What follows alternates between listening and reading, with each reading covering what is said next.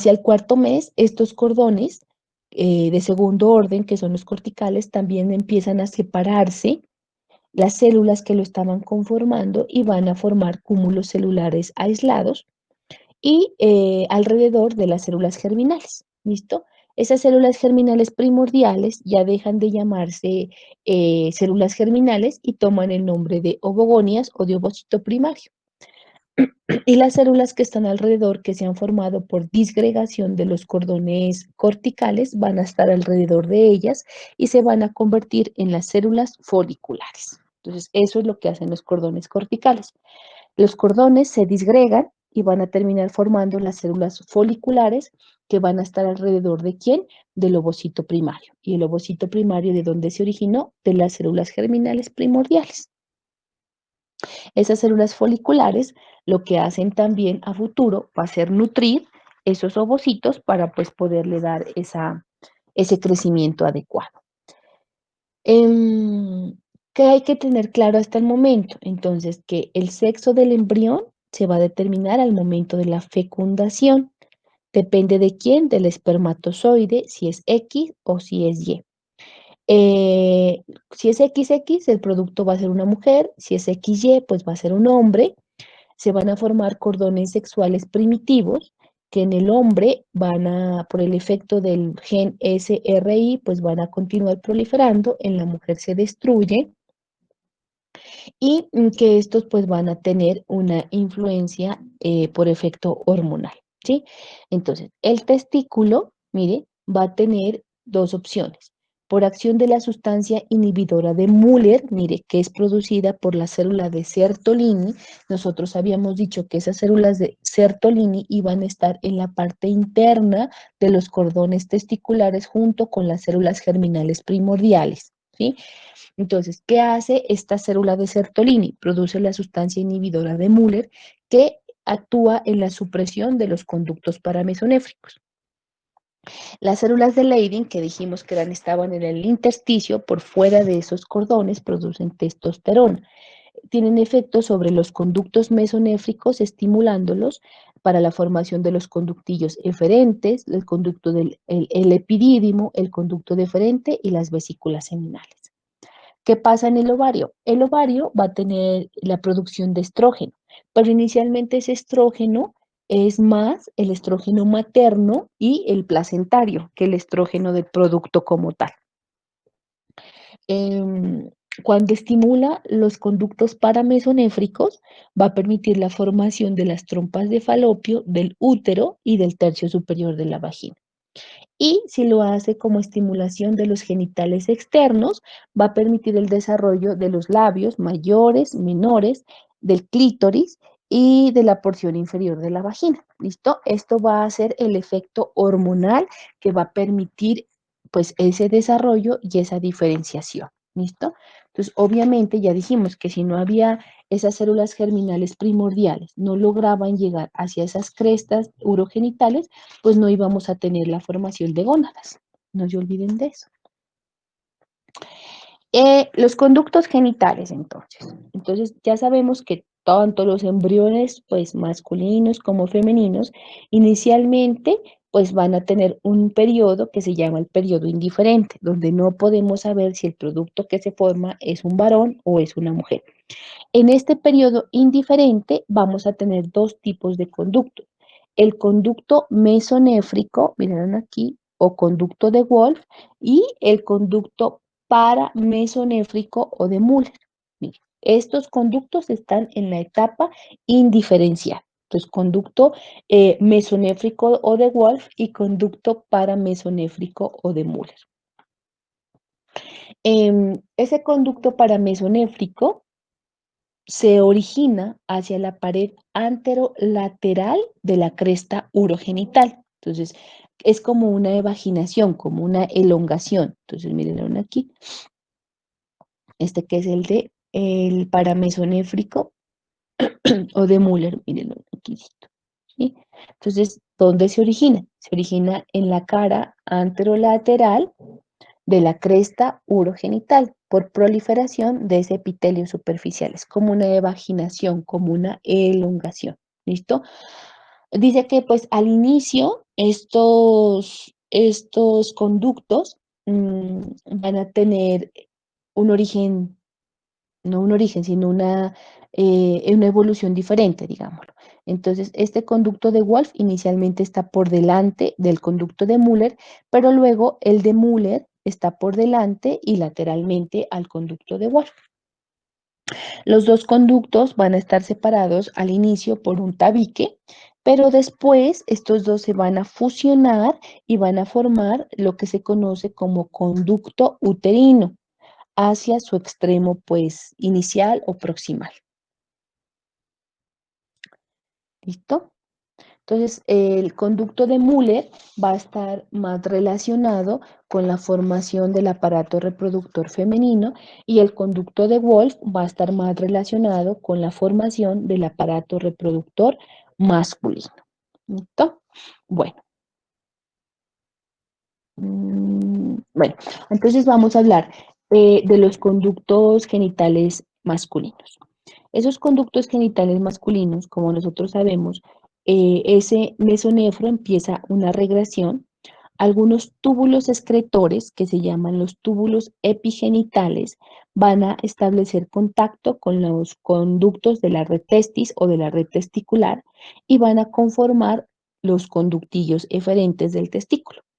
Los túbulos excretores que están ubicados hacia el polo caudal o superior del testículo van a conformar un grupo de túbulos que se llaman paragenitales. No se unen con los cordones de la red testis. En conjunto, estos vestigios que van a quedar de los túbulos paragenitales van a conformar el paraepidídimo. ¿Listo? Em, ese paraepidídimo finalmente lo que va a hacer es ayudar, vamos a mirar, a continuar la comunicación de esa red testis y de ese conducto eferente.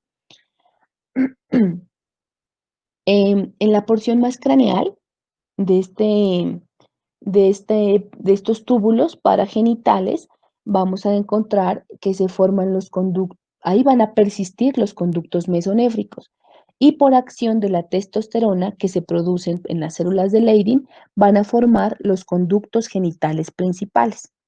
¿Listo? Paralelamente a esta formación de estos conductos genitales principales, los conductos paramesonéfricos de Müller van a involucionar, perdón, por acción de un factor inhibidor de Müller que es producido por las células de Sertolini. Inmediatamente por debajo de la desembocadura de estos conductos eferentes, los conductos mesonéfricos empiezan a alargarse. ¿Sí? Esos conductos mesonéfricos se alargan, se alargan, se alargan, se enrollan en sí mismos y van a formar los conductos, el conducto del epidídimo. Ese epidídimo va a tener una cabeza, va a tener un cuerpo y va a tener una cola. Desde la cola del epidídimo hasta la evaginación de la vesícula seminal, va a formar ese conducto mesonéfrico, va a formar otro conducto grueso que se denomina conducto deferente. ¿Listo? Cuando ese conducto llega y se pone en contacto con la vesícula seminal, ya no tiene el nombre de conducto deferente, sino que toma el nombre de conducto eyaculador. ¿Listo? Todo esto es por elongación de los conductos mesonéfricos. Entonces, cuando se alargan esos conductos mesonéfricos, empieza la formación del conducto deferente, que cuando llega al nivel de la vesícula seminal, deja de llamarse conducto deferente y toma el nombre de conducto eyaculador. Eso en cuanto al desarrollo de este, que era lo que habíamos, lo voy a regresar un poquito aquí. Entonces, este les presento el epidídimo. Este epidídimo tiene una cabeza, tiene un cuerpo y tiene una cola. Y a nivel de esta cola del epidídimo es que va a empezar los conductos mesonéfricos a alargarse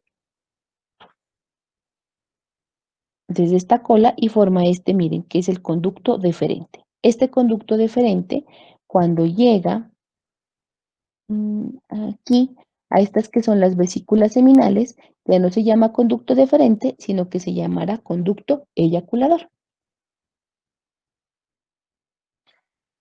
En la formación de nuestros conductos genitales femeninos, ¿sí? Aquí tenemos que los conductos paramesonéfricos, miren aquí, el conducto paramesonéfrico se convierte en en los conductos genitales femeninos y se identifica cuando se está convirtiendo en el producto femenino en tres porciones. Una porción cefálica, miren aquí, una porción intermedia y aquí una porción inferior. ¿Listo? Entonces va a tener tres porciones, una porción cefálica, una porción intermedia y una porción inferior. Em, al- Cuando el ovario empieza a descender, se va a fusionar la porción cefálica y la porción intermedia. Cuando estas dos se fusionan, ¿qué van a permitir? La formación de estro, que son las trompas uterinas. ¿Listo? Y cuando se fusionan estas que son las partes caudales, miren, cuando se fusionan las partes caudales, se va a formar esto que se llama conducto uterino. Entonces, la fusión de la porción cefálica con la porción intermedia que forman las trompas uterinas. Y la fusión, miren aquí como miramos la del lado derecho con la del lado izquierdo del extremo de la porción distal, va a permitir la formación de esto que se conoce como el conducto uterino, que es lo que estamos mirando ahí. Cuando ya se han formado, cuando ya se fusionan, pues estos conductos uterinos ya forman las trompas, vamos a mirar que se va a proliferar los grupos celulares y van a permitir, miren aquí, el crecimiento, si lo miran aquí, de las células y van a formar esto que se conoce como el ligamento ancho del útero. Miren. Este ligamento ancho del útero va a dividir a futuro esa cavidad pélvica en dos porciones. Una que va a estar entre la vejiga y el útero, que se llama saco vesicouterino, y otro que va a estar entre el útero y el recto, que se denomina saco rectouterino.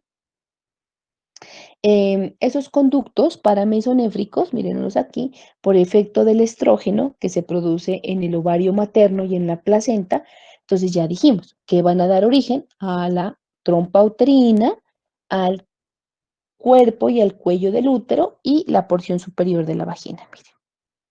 Entonces aquí, cuerpo y cuello del útero, miren aquí, y la porción superior de la vagina va a ser por el efecto sobre los paramesonéfricos, los conductos paramesonéfricos del estrógeno. En ese momento, el que produce la madre y el que produce la placenta. La vagina, entonces, miren aquí, aquí que tenemos las trompas uterinas, miren aquí la fusión del tabique uterino, aquí ya se forma el cuerpo, el cuello, la parte superior de la vagina. Entonces, o sea, después, un tiempito después de que de esa fusión de esos conductos para mesonéfricos llegan aquí al seno urogenital, esas evaginaciones van a permitir la formación de esto que se conoce como los bulbos senovaginales. ¿Listo? Entonces, esos bulbos senovaginales van a proliferar y van a terminar formando esto que se conoce como lámina vaginal. Esto empieza a proliferar, a crecer esa lámina vaginal y va a permitir una distancia entre lo que es el útero y el seno urogenital. Hacia el quinto mes del desarrollo, esa prolongación o evaginación vaginal va a estar completamente canalizada y se forma la vagina como tal. Hacia la parte distal vamos a encontrar que la luz de la vagina se encuentra pues separada de la del seno urogenital por una lámina delgada que se conoce como himen. Mírenlo aquí. ¿Listo? Ese himen hacia la edad, a medida que aumenta la edad y aumenta el crecimiento, tiene un pequeño orificio durante la vida perinatal que va a permitir pues la comunicación del canal vaginal con el vestíbulo que vamos a ver más adelante. Entonces,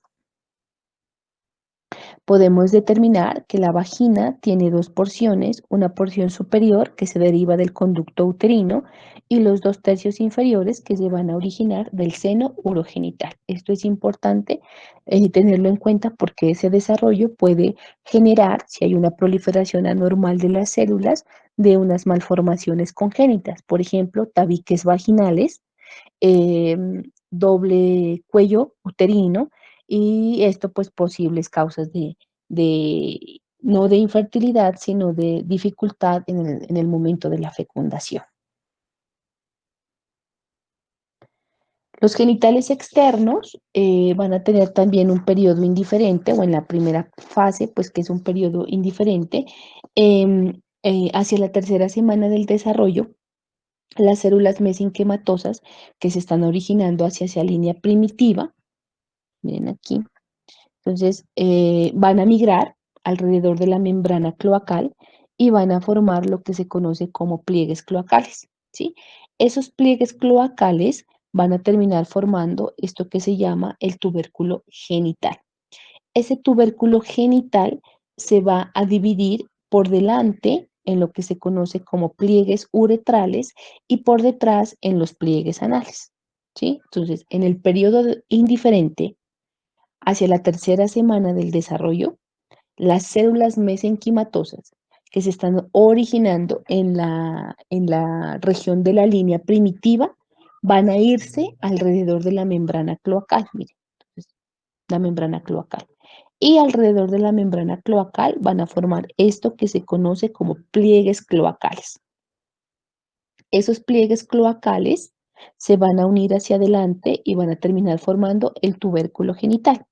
Ese tubérculo genital se va a dividir en dos pliegues. Por delante, los pliegues uretrales y por detrás, los pliegues anales.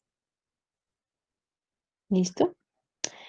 Em, a cada lado de estos pliegues uretrales, a cada lado, vienen otro par de crecimiento o de prolongaciones que son las eminencias genitales. Miren aquí, a cada lado de estos pliegues, esto que son las eminencias genitales. En el hombre o en el varón o en el producto de sexo masculino, esas prominencias genitales van a terminar formando las eminencias escrotales, o lo que va a ser a futuro el escroto, pero las primordiales que son las eminencias escrotales. Y en la mujer van a terminar conformando los labios mayores. ¿Listo? Dice que alrededor pues, de la sexta semana ya sabemos que es imposible diferenciar si el producto es de sexo masculino o de sexo femenino. Esos genitales externos, ¿sí? Hablando de los masculinos, entonces, en el desarrollo de estos genitales masculinos, mire, aquí tenemos nuestro tubérculo genital, miren aquí.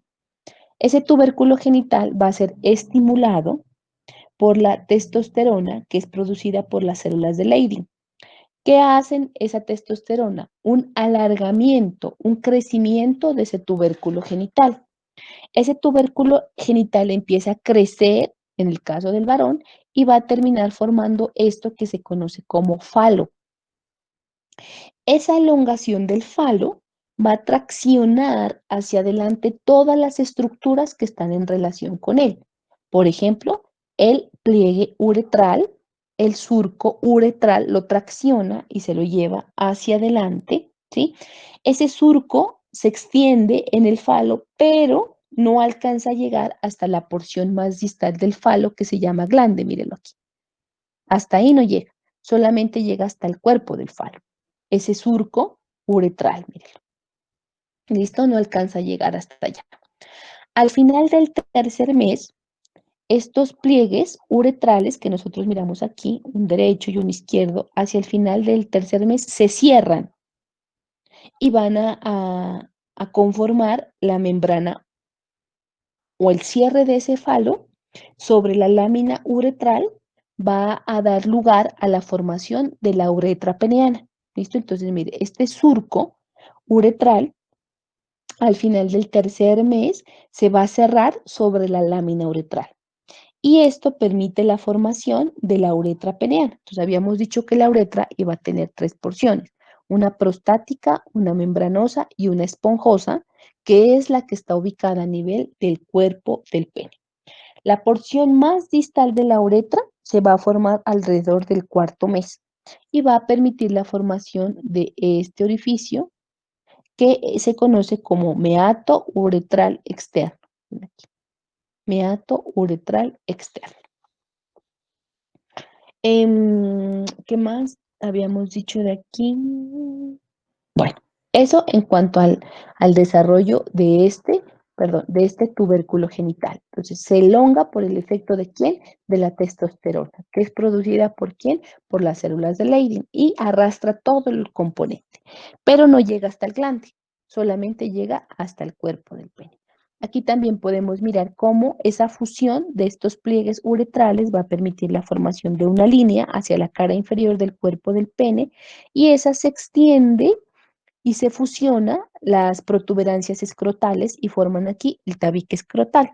Ese tabique escrotal va a permitir que exista un escroto derecho, una cavidad escrotal derecha y una cavidad escrotal izquierda hacia la superficie interna, pero revestida externamente por una misma cubierta de piel, que es la piel del escroto. Los genitales externos femeninos. Entonces, miren, el tubérculo genital por el efecto estrogénico, ¿sí? Que ya dijimos, de la madre y de la placenta y del producto en formación, pues sí va a tener un crecimiento de ese tubérculo genital, pero no va a ser tan grande como en el del producto masculino. Este es un poco más pequeño, sí se alarga, pero ligeramente, y termina formando lo que se conoce como clítoris. Entonces, el tubérculo genital en la mujer evoluciona hacia el clítoris. Los pliegues uretrales no se van a fusionar, entonces miren aquí, los pliegues uretrales no se fusionan y van a terminar formando los labios menores. Las eminencias genitales, miren aquí, pues alrededor, las eminencias genitales se van a fusionar y van a terminar formando los labios mayores. Pues en el hombre las eminencias escrotales y van a permitir la formación del escroto y en las mujeres pues los labios mayores. ¿Listo? ¿Qué más? El surco urogenital permanece abierto, mire. El surco urogenital permanece abierto y al permanecer abierto forma esto que está contenido por dentro de los labios menores que se conoce como vestíbulo. Entonces, dentro del vestíbulo encontramos la uretra y encontramos la vagina. Entonces, aquí no hay fusión. Mire, en el hombre se fusiona el surco uretral con la lámina uretral. Se cierra completamente. En la mujer no. Miren, en la mujer el surco urogenital queda abierto y forma el vestíbulo. Los pliegues uretrales van a formar los labios menores. Las eminencias genitales van a formar los labios mayores. Entonces esto queda abierto, no fusionado en la mujer. Los testículos, entonces habíamos dicho que al final del segundo mes de la vida intrauterina, el testículo y los mesonefros están unidos hacia la pared abdominal posterior por acción del mesenterio urogenital. A medida que esos mesonefros empiezan a involucionar y a degradarse y a la degeneración, ese mesenterio urogenital va a formar un ligamento, que es el ligamento genital caudal, que va a ayudar al soporte del testículo. Ese testículo empieza a descender y hacia alrededor más o menos de las 12 semanas, ¿sí?, de gestación puede alcanzar el canal inguinal. Más o menos alrededor de las 12 semanas alcanzaría a llegar o estar sobre el canal inguinal. Alrededor de la semana 28 pasa por el canal inguinal para finalmente en la semana 33 ocupar el escroto. ¿Sí? Entonces, ese descenso de los testículos pues viene desde la pared abdominal posterior al final del segundo mes. Entonces, 2 meses de vida intrauterina y los testículos todavía están pegados con los mesonefros hacia la pared posterior del abdomen. Empieza su migración a las 12 semanas, más o menos alrededor del tercer mes estaríamos hablando. Esos testículos pasan por el canal inguinal, o sea, por la región inguinal, que en anatomía pues, la vamos a aprender en esta semana y en la semana 28 migran por el conducto inguinal y en la semana 33 ya deben estar en el escroto. Entonces, cuando el producto nace, es obligación nuestra palpar en la bolsa escrotal los dos testículos o evaluar que estén en el canal inguinal. Si ese producto nace con un testículo en el canal inguinal y no desciende a la bolsa escrotal, a determinada edad tiene que operarse y descender ese testículo. ¿Por qué? Porque si se queda en el canal inguinal, acuérdese, cuando viene la pubertad, viene el desarrollo secundario y todo aquello de la meiosis, no alcanzaría a formarse esos espermatozoides secundarios y entonces esa gónada no sería funcional, no terminaría produciendo espermatozoides finalmente, ¿sí? Entonces, a temprana edad, 3, 4, 5 años, se opera, se desciende el testículo para que los dos queden en la bolsa escrotal y arranquen su crecimiento normal. ¿Listo? Entonces, es bien importante palpar en los pacientes pediátricos que en la bolsa escrotal tengamos dos testículos ocupándola. Y en la mujer, pues esos ovarios que estaban inicialmente hacia la pared posterior descienden y se van a ubicar debajo del borde de la pelvis verdadera, que usted ya sabe cuál es, y ahí se van a quedar. En el descenso, pues ese ligamento, porque también pues inicialmente, acuérdese que hablamos que teníamos ese mesenterio urogenital. En la mujer, cuando el ovario empieza a descender para finalmente ubicarse en el borde de la pelvis verdadera, va a terminar formando dos ligamentos, un ligamento genital craneal y un ligamento genital caudal. El ligamento genital craneal se va a transformar en esto que se conoce como el ligamento suspensorio del ovario. Y el ligamento genital caudal va a terminar dividiéndose en dos ligamentos, en el ligamento útero ovárico o también denominado ligamento propio del ovario y el ligamento redondo del útero. Este ligamento redondo del útero es el que se va a extender hasta los labios mayores. Es importante tener en cuenta que el grosor de este ligamento redondo es muy similar al de las trompas uterinas. Por eso muchas veces en los actos quirúrgicos de las ligaduras, si el ginecólogo no es muy experto, no puede diferenciar la consistencia de los dos, ligan el redondo del útero como si fuera una trompa y pues la señora al poco tiempo termina embarazándose, pues porque las trompas quedaron permeables, ¿sí? Por la consistencia, es redondito, es muy similar a la tuba uterina, ¿listo? Y entonces es así como finalmente se terminaban formando nuestro aparato genital. Entonces no se olviden que finalmente es el cromosoma, pues, ¿qué? El que va a determinar si tiene o no tiene ese factor determinante testicular, que si hay factor determinante testicular por la presencia del gen SRI, pues el producto que se forma será masculino y la ausencia pues generará productos femeninos. ¿Listo? Entonces, chicos, eso era lo que teníamos para revisar en la mañana del día de hoy. Entonces, para la próxima semana ya les programo su prueba corta que quedaría para el día martes. Y el día miércoles estarán los supletorios de embriología para quedar al día con toda esta primera parte. ¿Listo? Entonces, chicos, que tengan un feliz día. Por favor, se cuidan. Por favor, estudien. Cualquier duda se la manifiestan a Sebastián y Sebastián ya me la comunica. Que tengan un feliz día, chicos. Hasta luego.